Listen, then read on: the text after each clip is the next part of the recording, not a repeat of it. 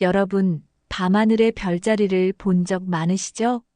머리 위로 펼쳐진 무한한 우주 속에서 별들은 각자의 위치에서 빛나고 있습니다. 너무 가까이 있지도 너무 멀리 있지도 않은 별들이 만들어내는 그 절묘한 균형이 바로 아름다운 별자리를 탄생시키죠. 이처럼 우리의 인간관계도 마치 밤하늘의 별들과 같습니다. 너무 가까우면 서로의 빛을 가리고 때로는 충돌하기도 합니다. 반대로 너무 멀면 연결이 끊어지고 그 관계의 의미가 흐려지기도 하죠. 적정 거리를 유지할 때 비로소 아름다운 별자리처럼 조화로운 관계가 완성됩니다. 독일의 철학자 니체는 이렇게 말했습니다. 별들 사이의 거리가 그들의 아름다움을 만든다. 서로를 너무 가까이 두려 하지 말라. 왜냐하면 각자의 길을 가는 것이야말로 별들의 존재 방식이기 때문이다. 라고 얘기했습니다. 오늘은 디지털 시대 속에서 인간관계를 어떻게 건강하게 유지할 수 있는지 그동안 제 경험을 통해 배운 이야기를 나누려 합니다. 그리고 그 과정에서 나 자신과 진심으로 소통하는 방법에 대해 이야기해 보려고 합니다. 제가 오늘 영상에서 이야기하고자 할 핵심은 현대 사회, 특히 디지털 시대에 우리가 어떻게 건강한 경계 사이의 균형을 찾을 수 있는지에 관한 것입니다. 생텍쥐페리의 어린 왕자에서 여우가 들려주는 지혜는 우리에게 많은 것을 시사합니다. 길들인다는 것은 관계를 만드는 것이라고 말하는 여우는 진정한 관계의 본질을 꿰뚫고 있습니다. 내가 오후 4시에 온다면 나는 3시부터 행복해지기 시작할 거야 라는 여우의 말은 기다림과 거리가 우리의 관계에 얼마나 특별한 의미를 부여하는지 보여줍니다. 서로를 향한 기대와 그리움이 있기에 만남이 더 소중해지는 것이죠. 오늘날 우리는 SNS와 메신저로 24시간 연결되어 있지만 어린 왕자와 여우처럼 서로를 길들이는 과정을 건너뛰고 있는 것은 아닐까요? 카카오톡 채팅방에서 끊임없이 울리는 알림음 속에서 우리는 누군가를 기다리는 설렘도 만남의 특별함도 점점 잃어가고 있습니다.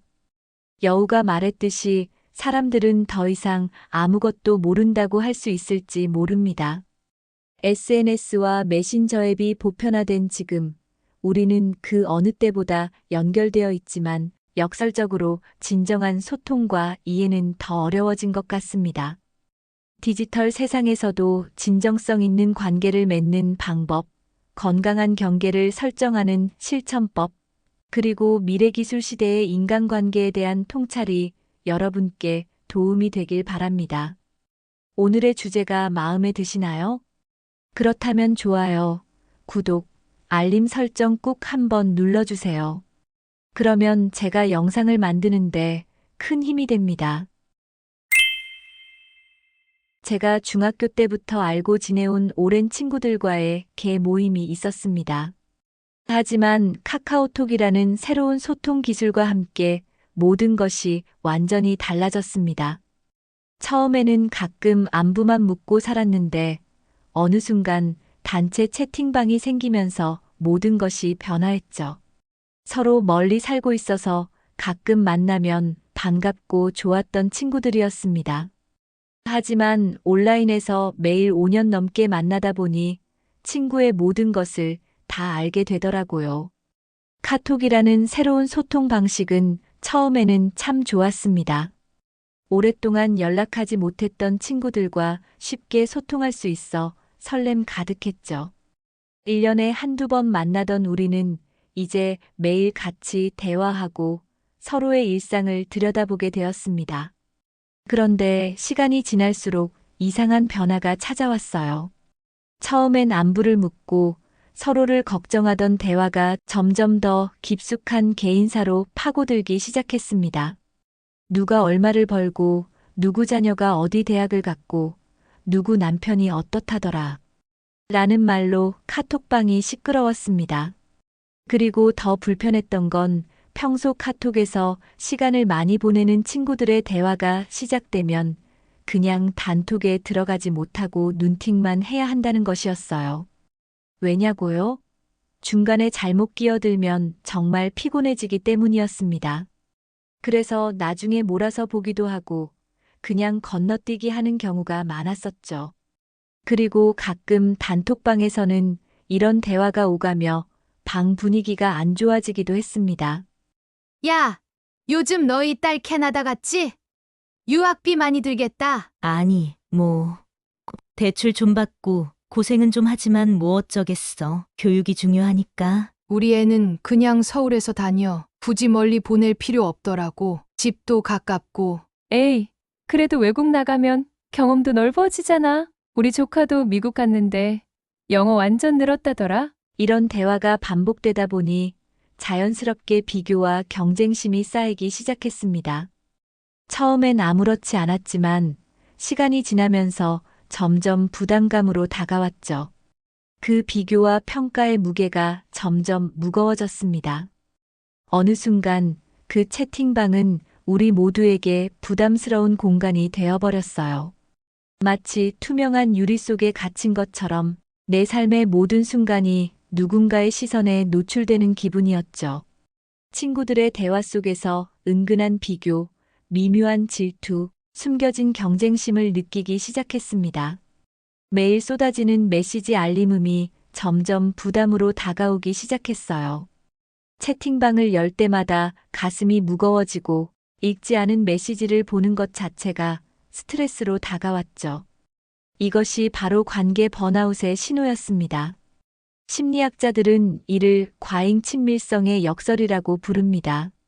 너무 많은 정보 공유가 오히려 관계의 깊이를 해치는 현상이죠.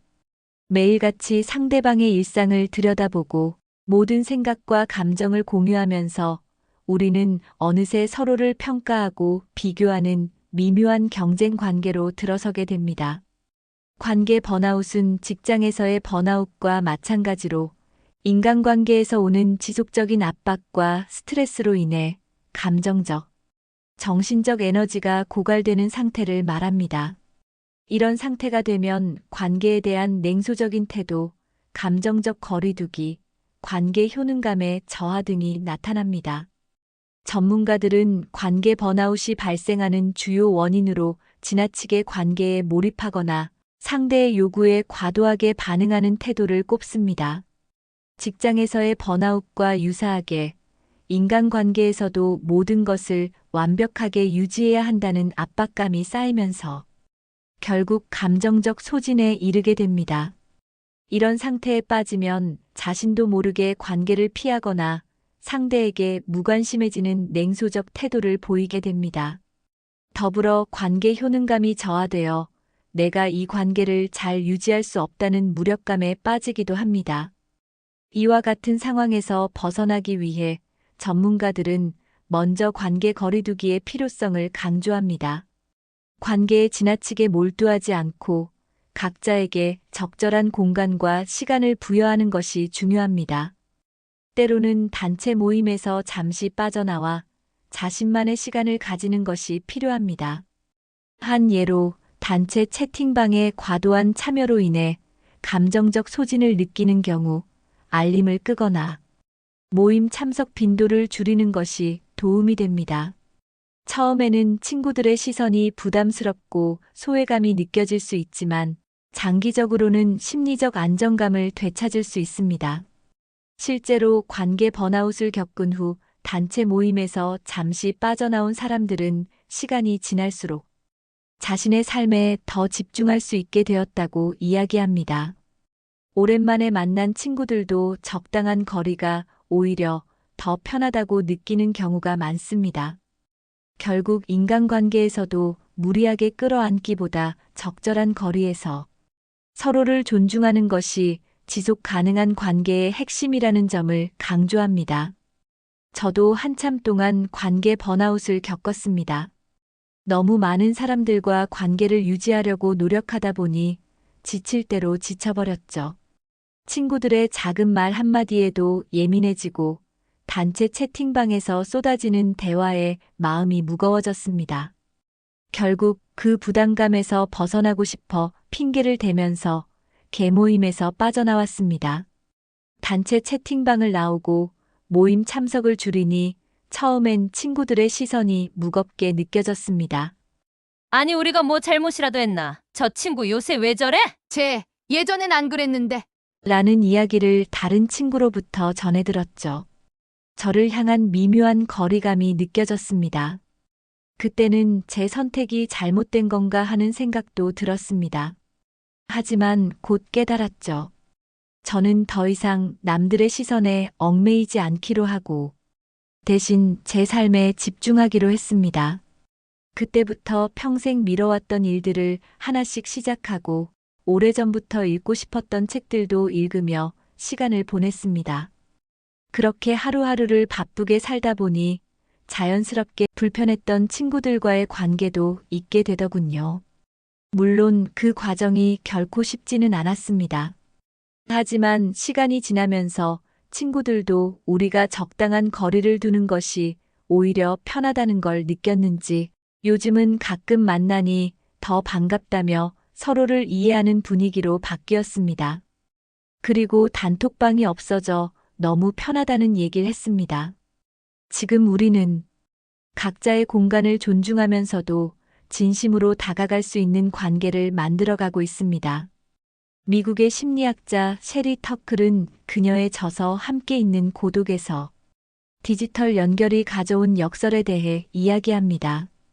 우리는 그 어느 때보다 연결되어 있지만 동시에 깊은 외로움을 느끼고 있다는 것이죠. 이런 상황에서 필요한 것은 바로 디지털 디톡스와 관계의 경계 설정입니다. 모든 메시지에 즉각 반응할 필요가 없으며 모든 모임에 참석할 의무도 없습니다. 나의 정신적, 감정적 에너지를 지키기 위해 때로는 아니오라고 말하는 용기가 필요합니다. 우리의 과제는 디지털 기술을 거부하는 것이 아니라 그것을 우리의 인간적 가치와 조화시키는 것입니다. 카카오톡이나 SNS가 문제가 아니라 그것을 어떻게 사용하느냐가 문제인 것이죠.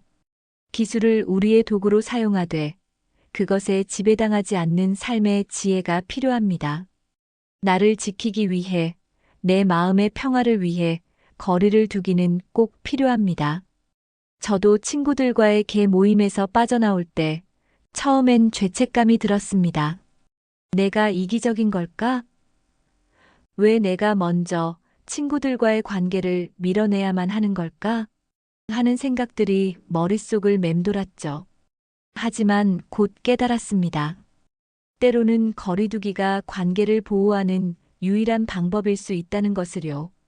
결혼 초기에는 대부분의 아내들이 남편과 24시간 함께하고 싶어 합니다. 그의 모든 취미와 시간, 친구 관계까지도 함께하고 싶어 하죠. 남편이 혼자 운동을 가겠다고 하면 왜 나랑 같이 안 가? 난 집에서 뭐 해? 라고 물으며 서운함을 느끼기도 하죠. 주말에 남편이 친구들과 만나는 것조차 우리 시간이 줄어든다며 은근히 눈치를 주곤 합니다. 하지만 그렇게 오래 지내다 보면 서로가 답답함을 느끼게 됩니다. 같이 지내는 시간이 많아질수록 대화는 점점 줄어들고 함께 있어도 스마트폰만 들여다보는 시간이 늘어납니다. 하지만 우리에게는 각자의 공간이 필요한 것 같습니다. 마치 정원의 두 나무처럼 서로에게 햇빛과 비를 차단하지 않는 거리가 필요한 거죠. 서로 각자 자신만의 시간을 보낸 후 함께하는 시간은 오히려 더 소중해집니다. 자연스럽게 대화할 거리도 많아지고 서로를 바라보는 눈빛에도 새로운 호기심이 생기게 됩니다. 여러분, 숲속의 나무들을 관찰해 보신 적 있나요?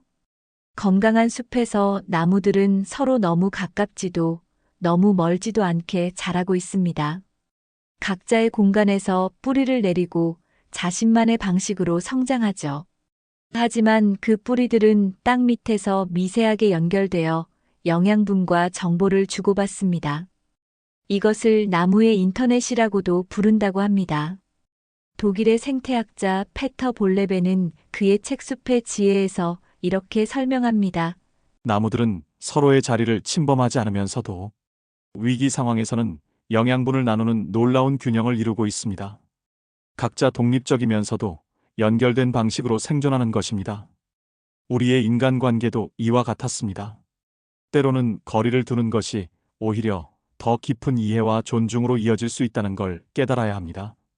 서로의 성장을 위한 공간을 허용할 때 더 건강하고 지속 가능한 관계가 만들어진다는 것입니다. 여러분, 이제 차를 우릴 때를 생각해 보며 우리의 관계를 정리해 보겠습니다. 찻잎과 물의 온도가 너무 뜨거우면 쓴맛이 너무 강해지고 물이 차가우면 아무 맛도 나지 않죠. 적당한 온도와 시간을 두고 우려낼 때 비로소 완벽한 향과 맛이 나옵니다. 저는 주말이면 남편과 함께 특별히 시간을 내어 차 마시는 시간을 가집니다. 처음에는 차를 우려 먹는 방법을 몰라 아주 뜨거운 물을 사용해 차를 우렸더니 너무 쓰고 떫어서 마실 수가 없었습니다. 차 우리는 방법을 배우면서 알게 된 건 80도 정도의 물로 15초만 우려내고 두 번째는 30초, 세 번째는 45초. 이렇게 점점 시간을 늘려가며 우려내야 가장 맛있는 차를 마실 수 있다는 거였죠. 차 우리기는 서두름과 욕심을 버릴 때 비로소 완성되는 예술이었습니다. 제 친구 기숙이는 늘 친구들과의 관계에서 불안해했습니다.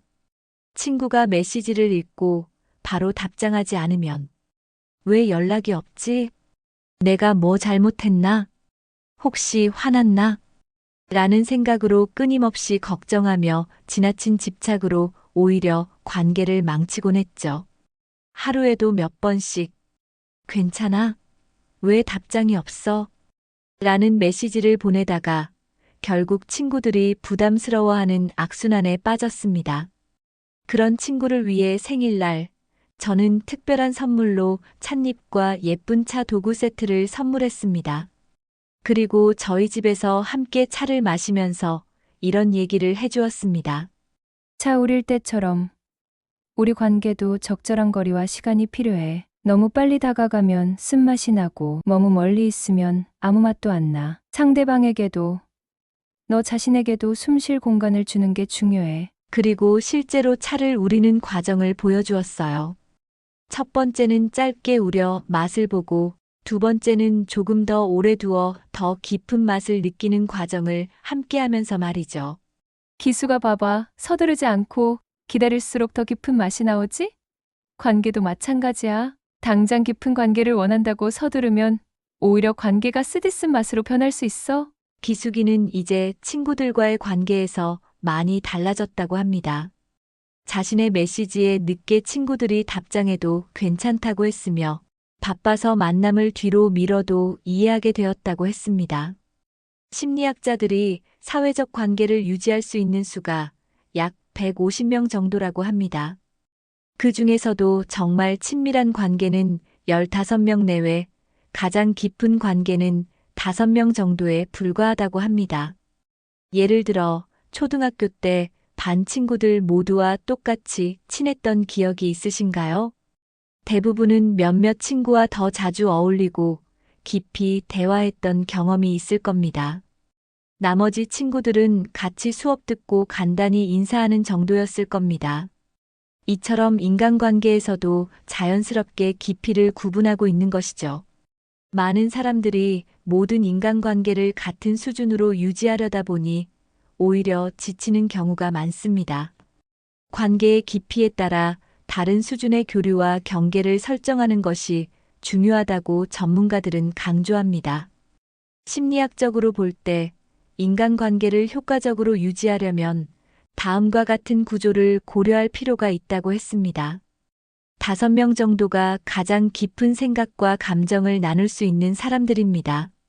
이들과는 정기적으로 깊은 대화를 나누며 진실된 모습 그대로를 보여주는 것이 중요합니다.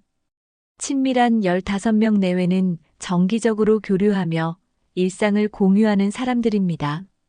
하지만 모든 내면의 이야기를 다 나누지는 않습니다. 확장된 50명에서 100명은 가끔 만나거나 소통하며 특별한 일이 있을 때 함께하는 사람들입니다. 이들과는 적절한 거리를 유지하면서도 따뜻한 관계를 이어가는 것이 바람직합니다. 예를 들어 학교 친구 중에 매일 같이 밥을 먹으며 깊이 대화하는 친구와 체육 시간에만 함께하는 친구는 자연스럽게 그 관계의 깊이가 다를 수밖에 없습니다. 이 차이를 인정하고 그에 맞게 대하는 것이 관계를 지속하는데 더 자연스럽다는 것입니다. 현대 사회는 공유와 소통의 가치를 지나치게 강조합니다.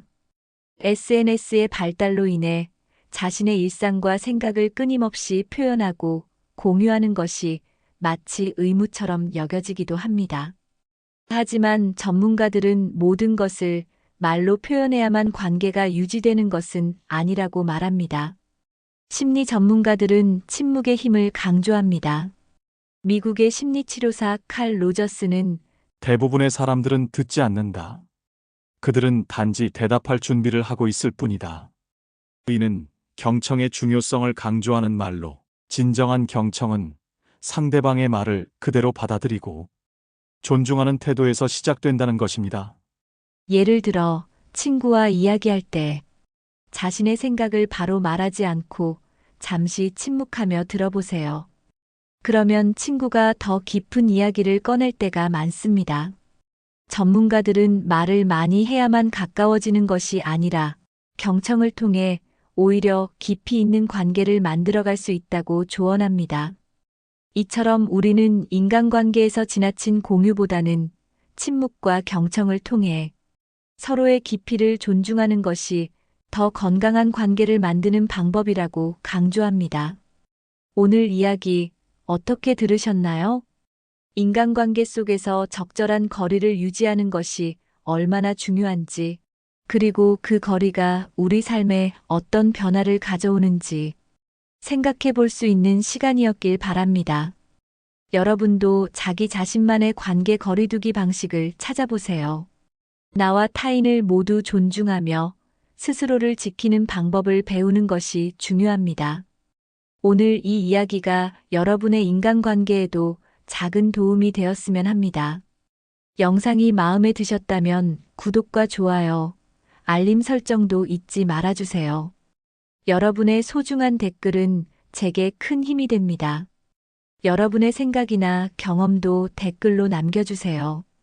함께 나누고 소통하며 더 좋은 관계를 만들어 가길 바랍니다. 다음 영상에서 또 만나요. 감사합니다.